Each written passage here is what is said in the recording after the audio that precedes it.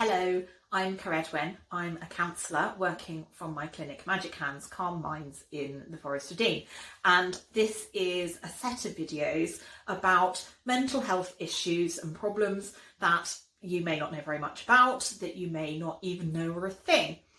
Today I'm going to talk about sleep. Now obviously we all know about sleep, hopefully we're all doing it every night, but about 1 in 5 people don't. So obviously that's quite a serious problem.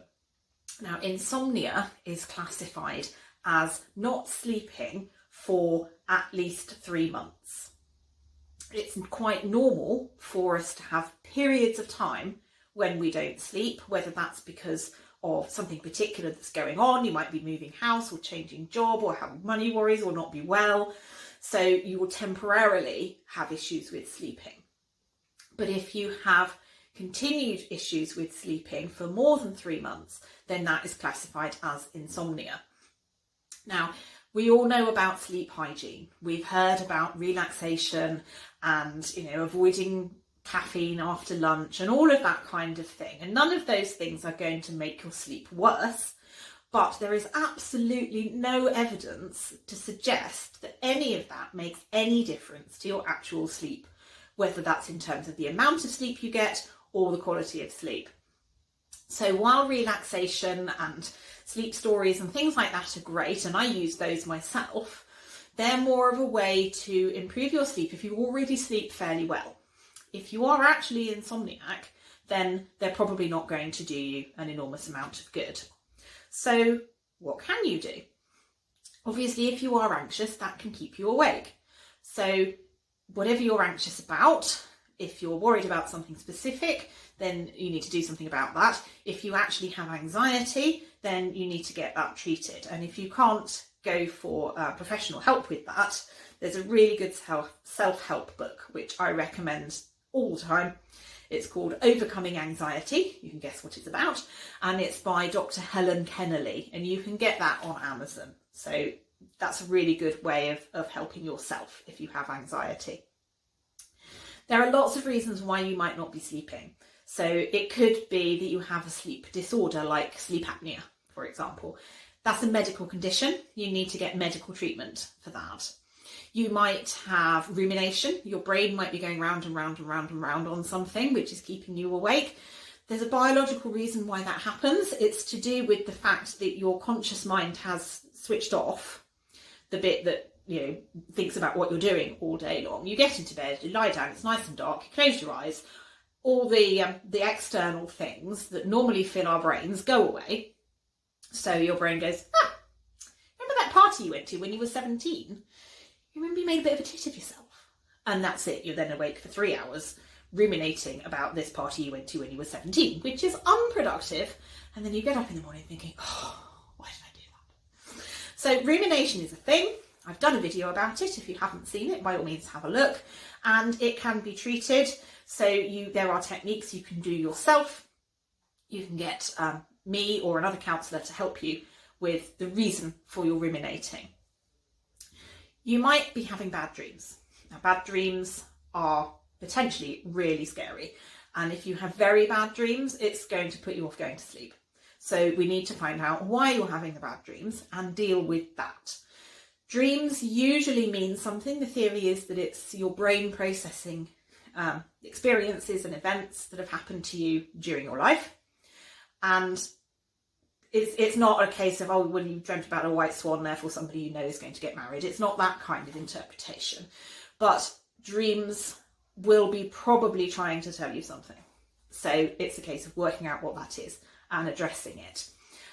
You might be physically uncomfortable, in which case, buy a new bed or get your physical aches and pains sorted out, whatever it is, more painkillers, whatever you can do to make yourself more comfortable obviously would help you with sleeping.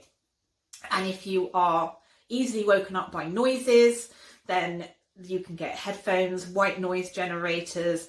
There's some earphones that you can get which are built into a headband, so you can sleep in those quite comfortably. They don't stick into you.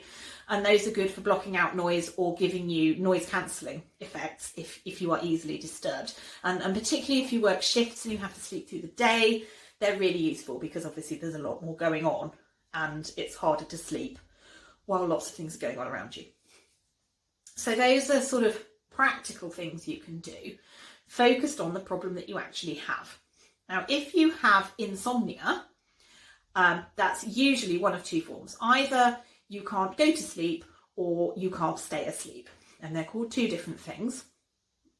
There are different ways of addressing both of them. The first and most important thing to do is to try something different. Whatever you're doing at the moment, it's not working because you're not sleeping very well. So stop doing it. If you're trying to, go to bed really early because you're tired and then you don't go to sleep for 2 hours, well, why not wait for 2 more hours before you go to bed? Move your bed. Move your pillows to the other end of the bed. Change the layout of your room. Anything that you can do that changes the environment you're in potentially can improve your sleep, because it's telling your brain something has changed. Something has changed, therefore the way I behave can change. If everything's always the same, the brain tends to go into its old routines really quickly.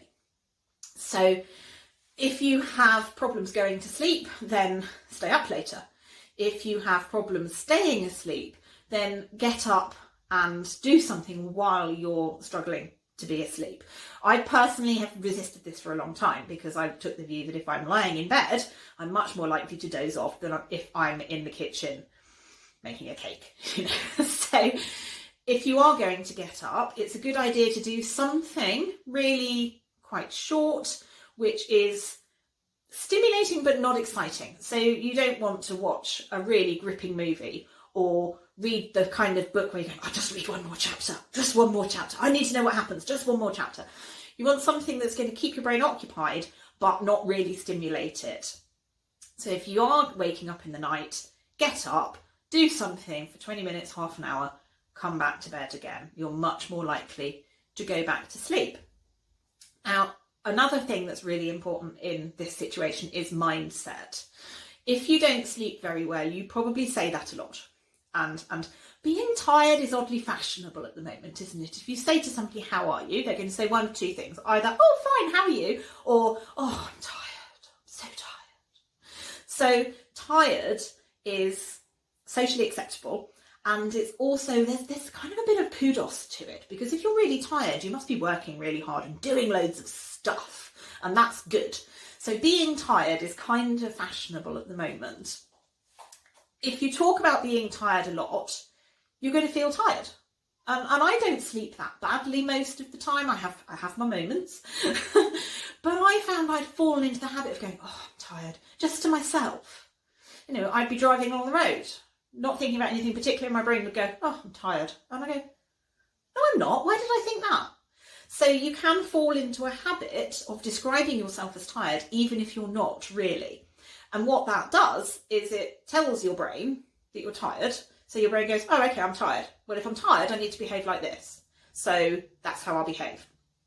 And if you describe yourself as somebody who doesn't sleep, your brain goes, okay, so I'm not a person who sleeps. That's fine. We can stay awake all night. That works for me.